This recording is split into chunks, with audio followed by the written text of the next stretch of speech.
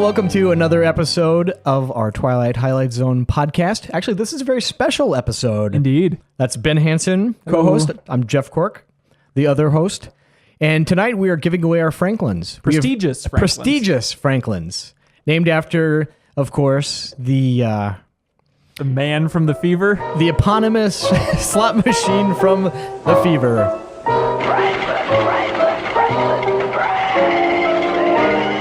Well, that's what he says. He's not. Yeah. Franklin isn't the slot machine. He's like a Pokemon. It'd be absurd. He says it so many times that he kind of takes that name, you know? Exactly.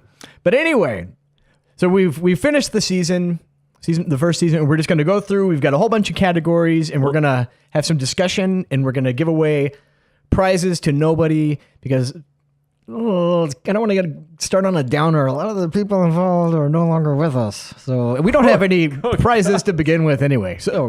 But we pulled categories from the community, which just mainly involves the commenters on the blogs where this thing is posted. Yeah. So that's where a lot of these categories are coming from. And we wrote down... I would say a lot. That's true. I did a lot of the heavy lifting. Yeah, I'm not afraid to say it. submitted a lot of these things. Yeah, I came up with categories like best episode. Yeah.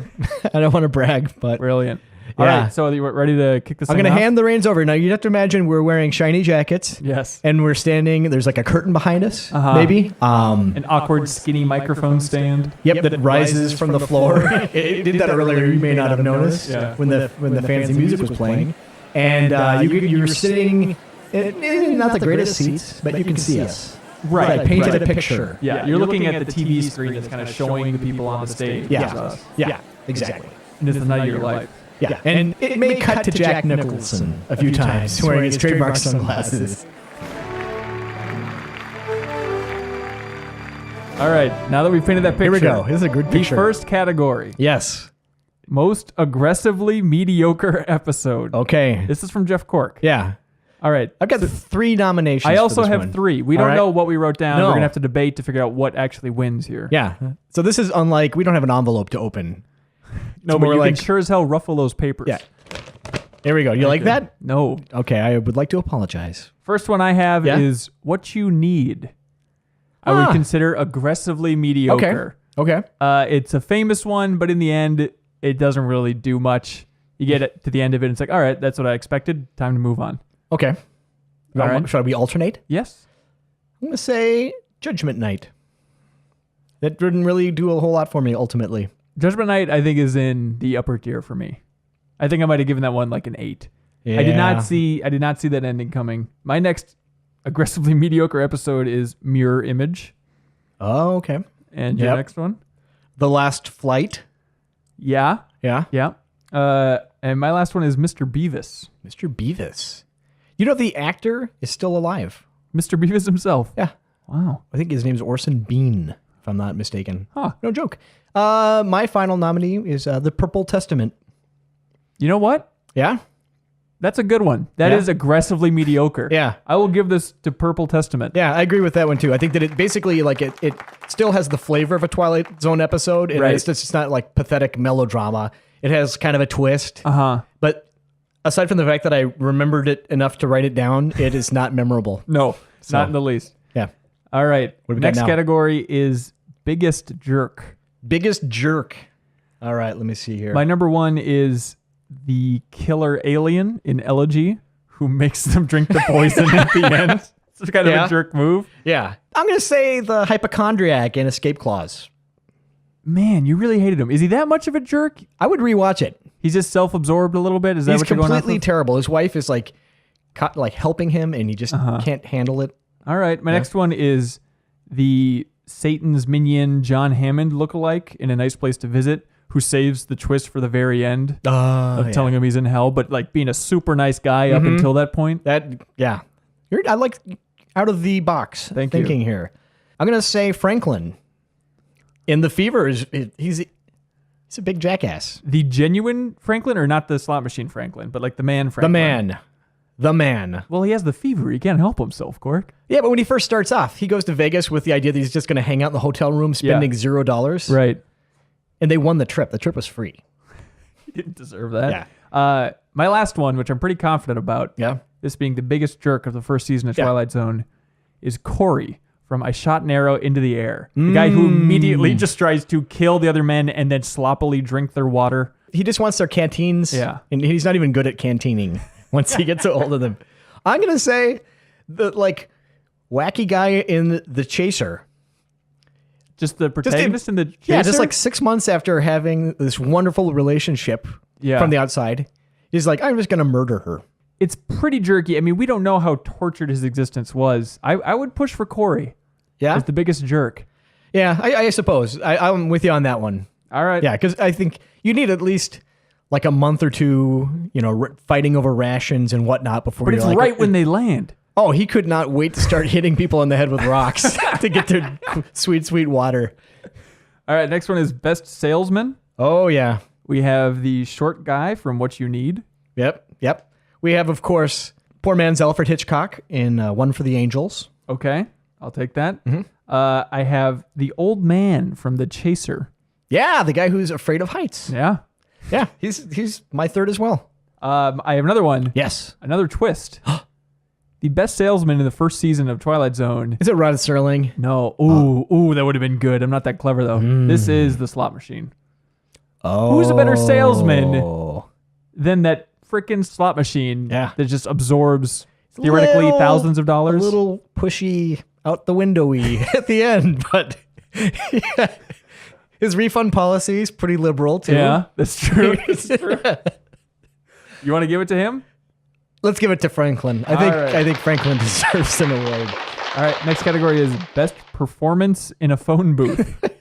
There's a tough category here, Kirk. This is the very first episode. We have Where Is Everybody? That's right. You got the guy panicking, where I think he's slamming the phone. Yeah. Yep. Next one I have Busting Out of the Phone Booth in Execution. Oh, that's another great one. Yep. I have Taken Up Everyone's Time in The Chaser. Another classic phone booth. Remember, there's a line. Oh, yeah. He's just dialing. Yeah. Well, she has a dialect. Yeah. And then I have When the Sky Was Open, the guy panicking. Remember, he's trying to call his parents in the phone booth? That's another one. Yeah. That's outside of the realm of cheesy. That's actually a great performance, literally in a phone booth. Yeah, I think I'm going to give it to that one, actually. All right. I'm going to lean that way for sure. Awesome. I'd forgotten about that one. This next one is related. Mm-hmm. This one is Best Broken Glass. This is, I think, at the advent of fake glass technology. So they were not afraid to break glass with reckless abandon. We'll see where it goes in the future of the Twilight Zone. But for the first season, number one, I have the glasses in Time Enough at Last. Oh, you're talking about that window display that he No, I'm literally talking about he grabs his glasses. the gun, right? There's a gun and it smashes the glass, right? Wait, I don't even remember the window display. Is that where he gets the gun from? It's before he notices a library. Oh, see, I was literally talking about his glasses. I don't remember that. Okay. All right. What's of yours? course, the glasses on that. Yeah. This is a good one. The Mr. Dent on Doomsday. There's some really great broken glass. Remember, he's trying to the guy, hey, rummy, and throws the bottle, and the bottle breaks, and he's trying to drink out of the broken glass. That's true. It's that's true. Yeah, and then there's he shoots the glass out of the guy's hand as well. Okay. All right. Smaller glass, but broken glass nonetheless. Uh-huh. I also included Busting Out of the Phone Booth and Execution. Yep, I had that one too. All right. And Franklin, pushing Franklin out the window in The Fever. Yeah, jumping out of the window in The Fever. Just being pushed. Yeah. Was he pushed, ultimately? Who can say? You know what? What? I think we should go with that one. I think we should go with The Fever again. Yeah, it is. It was a really good one. All right, next one. Creepiest moment. I just have one. Season. Yeah. It's the After Hours, the guys in the ski costumes. Oh, wow. Okay. Yeah. I had After Hours, but I had when the guy's arm moved and he says her name. Yeah, that was pretty creepy. That was genuinely freaky. But I think the ski mask, that was comically creepy. Mm-hmm. It was so weird.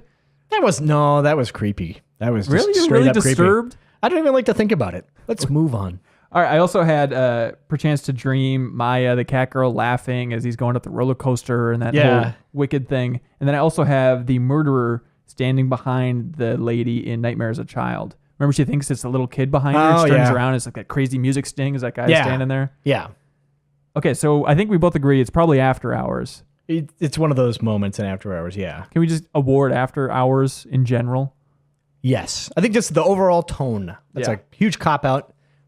It's our awards. That's what the Franklins are all about. Exactly. We spent all the money to get these made at the local trophy shop. I'm going to give them a shout out. Local trophies. They do good stuff. All right. Next one is from a community user. Yep. His name is Pickle Meth. And he had a great suggestion, which is the category of worst wife. All right. The first one that I suggest, this is kind of a cop-out again. I got 2 in a row. I feel bad about it. All of them. Not bad. I mean, when I think about like good wives in the first season, I think of like Third from the Sun. I think the wife there, like she helped him get off the planet. Oh, she had like that judo flip move or something, didn't she? Well, the daughter knocked the gun out of the Oh, hand. okay. It was the daughter. Okay. Yeah. My number 1 is the Book Ripper from Time Enough at Last. Oh God, yeah, that's the other one. That's my real one. Okay. Not only she ripped it, she like scribbled on every page. Oh, she's a maniac. That's like some weird Shining stuff where she just spends way too much time out of doing control. That. I also have A World of Difference, Divorce Lady. A World of Difference, Divorce Lady. World of Difference is the one where the guy thinks he's in a movie, and so I'm just like, just sign the papers. Oh, God. Sign the papers. Yeah, she's miserable. Up in the car. Yeah. All right, are we just gonna agree it's the Book Ripper? Yeah, it's the Book Ripper. Best unintentionally hilarious scene or situation. Yep.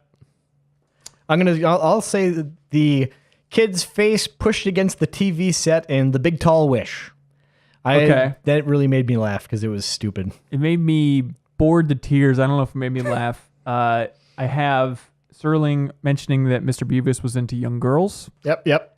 I got to give something to Franklin. Oh, the first time you see Franklin and his spindly little wheel legs when they opens the door. God, I can't believe I didn't even think about that. You're right. But man, I wonder if back then it's unnerving, but it's is also it unintentionally hilarious, or did they know that it was funny? I think that they were going for some kind of morality play. I don't think they were going for like hilarity. All right. Play. I also have the man running at the end of Mirror Image.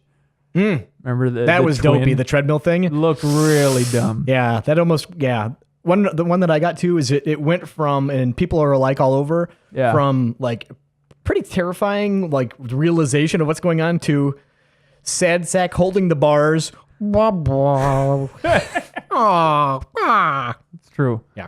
All right, man. Franklin, should we just give it to Franklin as well? I mean, we're still talking about, we named these freaking awards after it, that moment, really. Yeah. It's got to be Franklin. It's got to be Franklin. All right. Next one is Best Alien. Number 1, I have obviously the aliens at the end of Monsters Are on Maple Street. Yep. Even though their device is a little silly looking. Yeah. Kind of weird. The pretty Roman lady, and people are alike all over. I labeled her as Hot Chick on Mars, but I think we're getting to the same place here. All right, that's up there. You got any more? No. I have a weird one. Yeah? I have God from And When the Sky Was Opened. God or whatever. They make it very ambiguous, but the idea of God or some alien we weren't figure. supposed to get out or something. Wasn't it like... Yeah. Yeah. It doesn't want to let them out. That's almost the coolest alien because you never really even see it. Oh man, that Roman one, she's pretty cute, but I'm with you. I like your idea. All right, let's go with God. Yeah. All right, best twist. All right, are you ready? Well, this one's tough because like we had seen some of these before, or you just know the twist. So I just went on my own reactions, what I was actually surprised by. Okay, this is another cop out. Yeah. They are in space or on Earth. All right, broad but effective. Yeah. This you might not even see as a twist. I think when we think twist, we think like saving it for the very end. But just, I guess I'm kind of rolling this into a surprising moment. I think pausing time in The Big Tall Wish, when that froze for the first time. Oh. Does that count as a twist? Yeah, I don't know. It shocked me. Yeah. But I don't know. What else you got? Well, let's see. I may have... That cop-out may have been what I hung my hat on. All right, man. I got more. I got Everyone Else Was Dead in A Passage for Trumpet. It was a very subtle, just kind of like side reference. Like, these guys, they're actually the dead ones. You're alive. That's a good twist, even though that episode is pretty lazy. Exactly. The man trying to kill his wife in The Chaser. I didn't see that coming. I didn't know he would immediately go to murder of his unborn son and his wife. Yeah. It's a dark twist. I have Mighty Casey turning to social work. Certainly a twist. Yep. I have... the one that I think that's the escape clause. Yeah. It's a pretty good twist because you would assume that, I guess he put himself in that situation. Maybe he kind of sought out. Yeah. By like, he pushed his wife basically. Right. Yeah. And then, but he should have gotten a really crappy lawyer, I guess is ultimately what should have happened. Ultimate twist. Yeah. I think the last one I have here is going to win you over. Something that none of us saw coming very recently. Oh, Rod Serling appearing on screen and being killed by that really this man. is. Yeah, is that the best twist? that is the best twist. There's no way that anyone would have seen that coming. Especially if you go with our theory that all of Twilight Zone lore is taking place within this guy's head. He's Yeah. the real showrunner. It's the ultimate twist. It really is. All right, Kudos next to one. him. Next category is best stunt work. Oh, this is a good one. I think that the episode Execution has 2 of them. Yep. I think the one where the guy playing the doctor, like Mr. Time Machine, gets like thrown over the desk and his neck seems like it just completely snaps when it hits the ground. That's what I was trying. Is it the doctor or is it the second criminal? I believe it's the doctor because then when he hits, remember you hear the audio recording starts playing. Okay, and then he like the guy runs out of the building and sees a car for the first time and nonsense like that. And then also smashing through the phone booth, I think is a good one. Yeah, that's pretty good. Yeah. I have the killer falling down the stairs in Nightmare as a Child. That's my other big piece of stunt work. But I would give it to that desk guy. Ooh, but you know what? I will say that the guy who gets knocked out by getting hit in the gut in the last flight, that's some good stunt work. Oh, that's true. It's a good blow. I'm going to give it to the neck guy. Oh, yeah, because I think that after that scene, like, he must have just gone home and cried. He's into his pillow, because he had to, like, you weren't allowed to cry then. No, that's right. So he had to save it, put the kids to bed early. It was a rough day on the set. All right. Those were all, we should mention, those were all from Pickle Meth, the user. No, they weren't. Weren't they? All those categories? Really? I think so. Pickle Meth. Good grief. All right. Next one is from a user named N64 Live. Mm-hmm. And this is Best Celebrity Spotting. Mm-hmm. My number 1, I have Quentin Tarantino in The Chaser. Oh, yeah. I have Jon Favreau in Monsters Are Due on Maple Street as the fat Hawaiian shirt guy. And I have Tim from Jurassic Park in Third from the Sun. Yeah. I think, is it Third from the Sun? Actually, or is it People Are Alike All Over? Oh, it's People Are Alike All Over. Okay. Yep. Since we both came to it separately, I'm tempted to go Quentin Tarantino in The Chaser. Yeah. You'd be a fool to choose anything else. All right. The next category is from Mutant Cowboy, Most Out-of-Date Lingo. This one's tricky. It is tricky. Because there were that whole sequence with the neon signs. Ooh, does that count as lingo? I don't know. I have one that, I don't know if it works, but in Purple Testament, when they say war stinks. War stinks. That's a good one. Yeah. I also have this. I included this one because it was the most genuinely confusing one for me, which was calling cops screws. Yeah. A nice place to visit. Yeah. Because I never heard that before. So really, it has aged the worst. There's also, he calls the women stacked, which I guess I have heard. Yeah. If you're a cartoon character, yeah. Yeah. But the screws thing, I think. All right. Give him the screws. Give him the screws. Yeah. All right. Next category. Hottest 60s chick. Oh, there's no question about it. Ooh, do it. It's After Hours. Not the one looking for the thimble. The mannequin. Her. The one that was looking for the thimble? The main protagonist? The main protagonist. Interesting. I have After Hours, but I have the leader of the mannequins, or the one whose job it is to leave, the brunette lady. Wow. Who you see as a mannequin. And I'm talking about her as a mannequin. As a mannequin. Not as her human form. Oh, she's repulsive in her human form. I'm exactly the same way. Yuck. I also, it was tough trying to remember this, but Hitchhiker Lady. Hitchhiker Lady was exceptionally beautiful as well. Since we agree on that one, should we go with Hitchhiker Lady? Yep. All right. Hitchhiker and just Lady to keep it, I'm just freestyling it here just to keep things equal. Most handsome man. Oh, I'm going to say Death from the One for the Angels, that pitch. Oh, yeah. But before he hears the pitch that goes on forever and his hair gets all... He gets all sweaty and weird. Yeah. He's very handsome before then. All right. Cheesiest Serling intro or outro? Oh, it's A World of His Own. It's got to be the worst or cheesiest. That's the one where he... How does that end, though? Doesn't that have the spoiled yeast line? Is that No, that's the Chaser. In the Chaser, Rod Serling says, love can be as unpalatable as a hunk of spoiled yeast. Yeah, that's the one. I also included a couple other ones. So you're better, you pay more attention to the intros, I think. I write some down when they're really dumb. So I included I Shot an Arrow into the Air, which is where it ends with him just going, run, Corey, run. And just mocking him you miserable piece of S. Just really just laying it into that Corey guy. And then also in Monsters Are Due on Maple Street, he says, for the record, prejudices can kill and suspicions can destroy. But That's not cheesy. yeah, not that cheesy now that I read it out loud. Yeah. I think, I think I might give it to I Shot an Arrow into the Air. Yeah. Run, Corey, run. Yeah. We're not good at that, are we? No, we should practice before Yeah. season 2. Yeah. You I wanna try give to it do it him? really quietly, maybe to compensate. All right, you want to give it to it? Yep. All right, there we go. I mean, I'm Hunk gonna of see if I Spoiled can- Yeast is great. I'm going to look up spoiled yeast on the internet later to see if that is a thing. I may have to revise this. We'll put an asterisk next Yeah. to this. Put hunk in quotes. Yeah. All right, next category is worst visual effects. Anything with a rocket ship.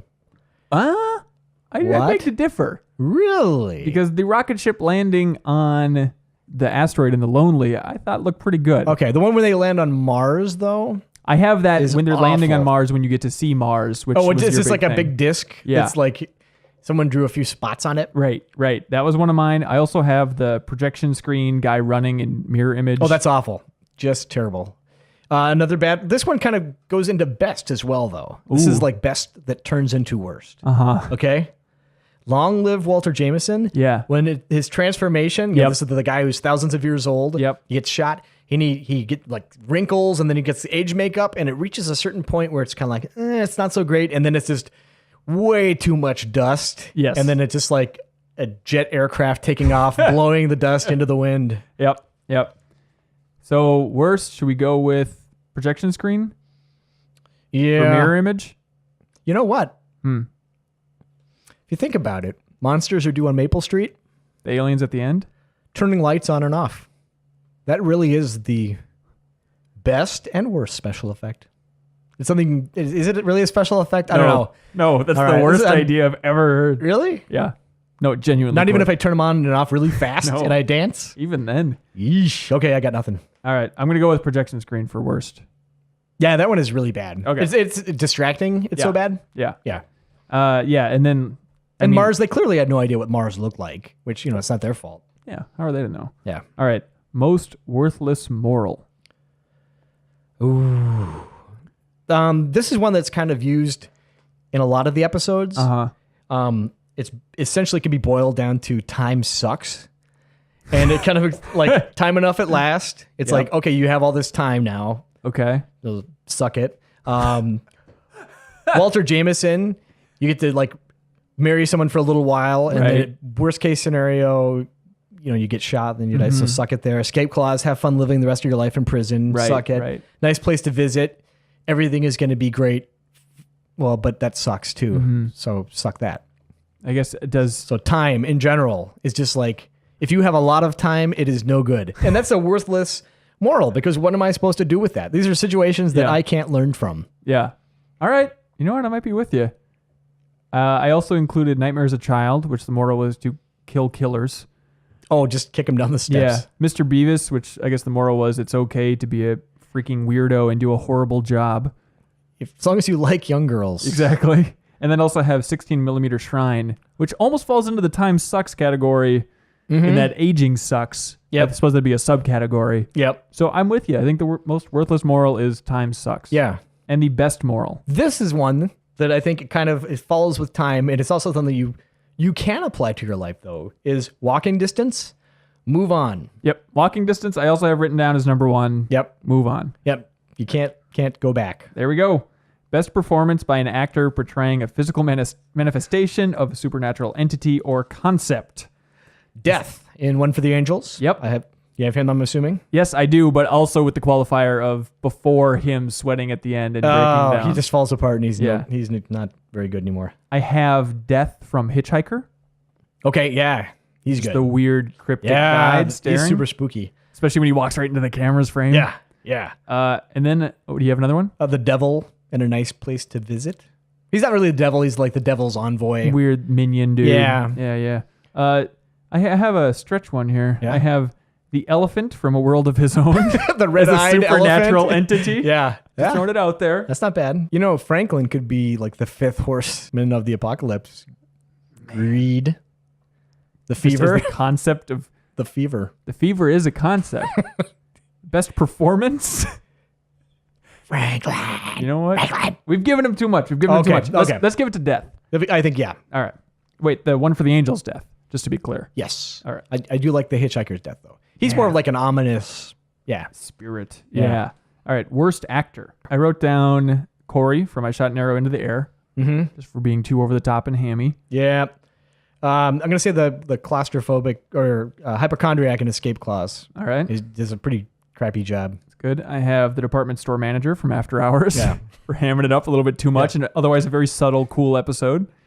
I don't like to bring my personal life into the Twilight Zone podcast, but I'm going to pick on a kid here and say the kid in A Big Tall Wish does a lousy job. That's true. He's small, but he's really not great. I don't want to judge him.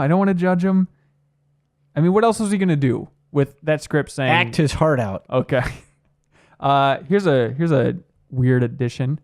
Worst actor, that blinking dude from Elegy. Oh! The guy that's like, in the town hall just blowing it. He's like, I'm being tortured and Morse code over and over and over again.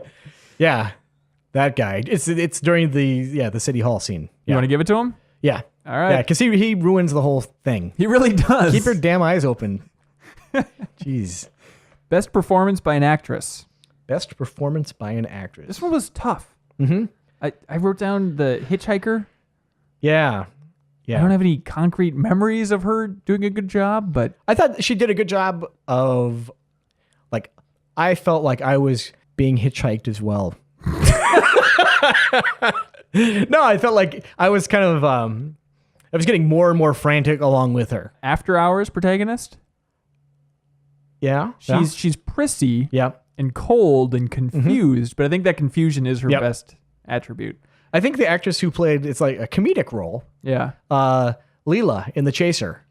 I thought the actress did a really good job. She was like that's good. super cruel and kind of mean. And then like when she flipped it and she was like incredibly needy at the end, I think, she did a phenomenal job.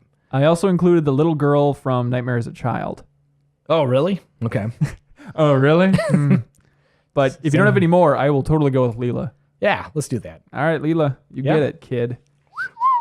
Best performance by an actor. I wrote down the protagonist for Walking Distance. You did a great job. Also, the father from Walking Distance. Son. I'm going to say the guy from Where Is Everybody? Basically had to carry that entire episode by himself. He did a lot of talking. Did a lot of monologuing. Yeah. Had some delicious ice cream to help him. That's true. Yeah. I thought he did a good job. The main guy for A World of Difference. Just watching his world melt down around him. And I know the music didn't help him. No. Because it kind of drew attention to this might be a little bit cheesy and carried on too long, but I thought he did a real good job of just being completely exasperated throughout that entire episode. Sir Burgess Meredith in Time Enough at Last. Okay. I think another comedic role that, that's an episode that people kind of know the twist and they know that it's coming, but he's just a very likable character. And I've never seen him in anything else. He did an awesome job. You're right. But is he like that normally? Is that a stretch for him? I don't know. You know what? I'm with you. I'm either going to go with that one or the guy from the first episode. Yeah. What do you think? I'll go with Time Enough at Last. Yeah. All right. Most hysterical performance by a woman. Okay. This shows that hysterical performance can also be a good performance. I thought that the woman in The Hitchhiker did hysterical very well when she tried to put the moves on that seaman guy. And she was like, I think we could be friends. And he's just looking for the exit, which is just immediately to his right. It's a car. It's true. I have the screaming woman from the car accident in A Passage for Trumpet. Oh, it zooms in on her. He's here twice. Yeah. That's true. Yep.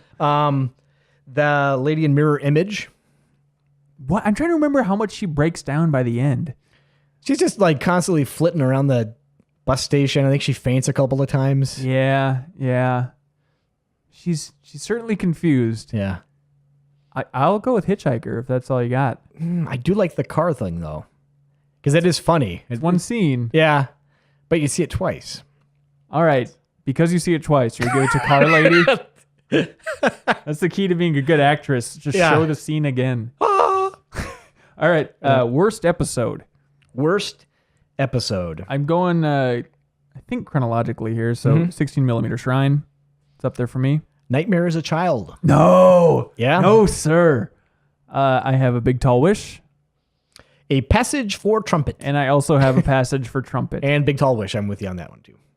All right. So 16 millimeter Shrine, and Nightmares of a Child. Can we just neutralize those? Get those out of there? Yeah. So the real debate is between Big Tall Wish and Passage for Trumpet. Yeah. I feel like in both episodes, maybe for me, the reason that I think they're the worst is that absolutely nothing ultimately happens. Right. Well, Except for the one guy bullies this little kid while he's trying to sleep. Tells him it's just a miserable life. You got to pick yourself up off the concrete or whatever. They both have the one detail that I love, which is, the freezing time in Big Tall Wish and the fact that he isn't dead in Passage for Trumpet. But man, that ending for Passage for Trumpet is so boring with Gabriel just having a polite chat. Gabe. Yeah, and then walking out. Yeah, I think a Passage for Trumpet. All right. I'll give it to Passage for Trumpet. Yeah. The worst episode of the first season. Yeah. Now we have the fun one, the best episode of the first season.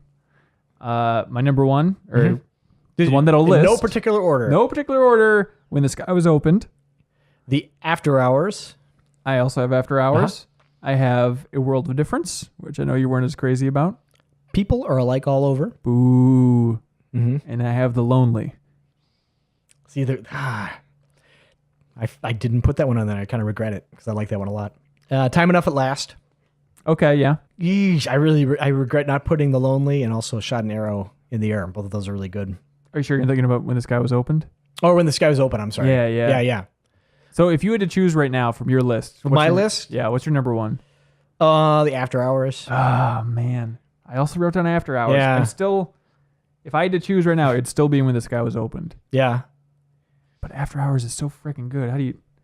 You like that one because that one's got kind of a sense of mystery and it's just like a completely messed up story. Yeah, and the performances of them when they're disappearing. That's so really cool. haunting and messed up. So, I think that speaks to why I think the After Hours works so well. It's just because it's so bizarre and unrelatable. I mean, going to this floor where there's nothing there except for a thimble and it's scratched. I guess I would argue for When the Sky Was Open because I genuinely didn't know where it was going to go. Yeah. Whereas After Hours, it's like, oh, okay, clearly she's a mannequin. And then just kind of waiting for that entire thing to unfold. Okay, here's what I'm going to do. Yeah. I'm going to give it to you because even though when we were talking about the After Hours, I thought he was kind of funny. I think maybe if that one manager wasn't in the episode. Yes. Yeah. Whereas there's not really a flaw for When the Sky Was Open. Exactly. Yeah. I can't think of a single thing that stands out. That guy's ridiculous, but yeah, but I think boy, but mannequins are really scary. But I think When the Sky Is Opened. I think all right, When the Sky Was Opened. Best episode of the first season for Twilight Zone. Yeah. Lonely definitely gets an honorable mention from me. I totally forgot too. We've already got our best special effects, right? Yeah. Getting shot in the face in The Lonely. I thought about putting that. It was that. a pretty cool special effect. It does look pretty cool inside her dumb head. All right, cool. Well, thanks for tuning in to the last episode of the Twilight Best Highlight co-host, Ben Hanson. Oh, come on. Thanks, Cork. Yeah. But yeah, thanks for tuning in. We're going to be doing the entire second, third, and fourth, and fifth season, so you'll get sick of us soon. Oh, yeah, I won't stop. Okay, we're going to take about a month off to recharge our batteries and kind of get ahead of the episode curve, so to speak, but we will be back soon. And I think season 2, we're straight up Twilight Zone theme song too. So is that right? Yeah. All right, I'm looking forward to it. So no more of this kind of ponderous orchestral nonsense. It goes right into that spooky song. And congratulations to our winners of the Franklins. It's really an honor. I know. God, my trunk is full of these things. I don't know. I should have done more Wikipedia research, and I would have known that. Not to get morbid again, a lot of people aren't around to get their boards. Jesus. Okay, but thank you. Twilight Highlight Violence.